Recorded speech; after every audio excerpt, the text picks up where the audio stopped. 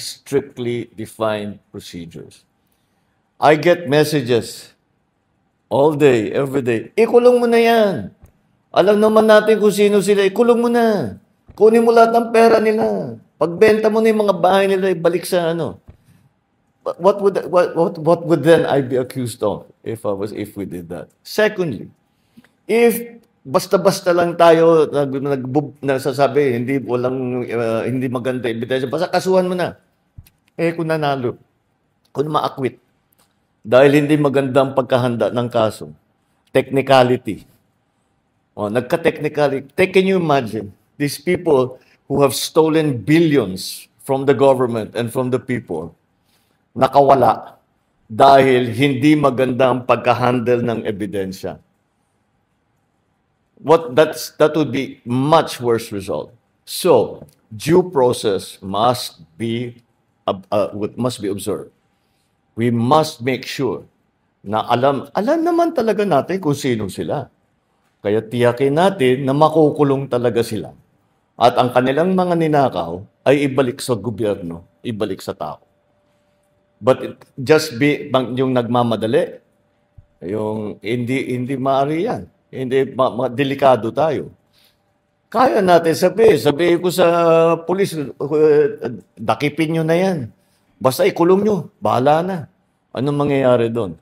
Sira yung kaso natin, and you cannot charge them again. There is that principle of double jeopardy in the law. So, what is more important? That we just file cases. Basta sige lang. Remember, nobody has gone to court yet. There's no conviction yet.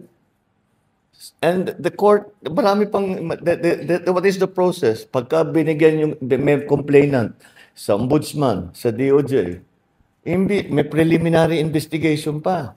Magbubuo ng investigasyon. Kailangan matibay-tibay yung ebidensya. Kasi kung hindi matibay yung ebidensya, makakawala yun, maakwit yun. Kaya tiyakin natin na matibay yung ebidensya. Hindi madaling gawin yun. Dahil yung iba, yung mga witness, yung ating mga resource person, hindi nagsasabi ng totoo, may mga tinatago, etc., etc. Kailangan ma-extract yun sa kanila, yung impormasyon na yun. Para gawing ebidensya, para madala sa kung saan man, sa sandigan, sa ombudsman, eto na yung kaso.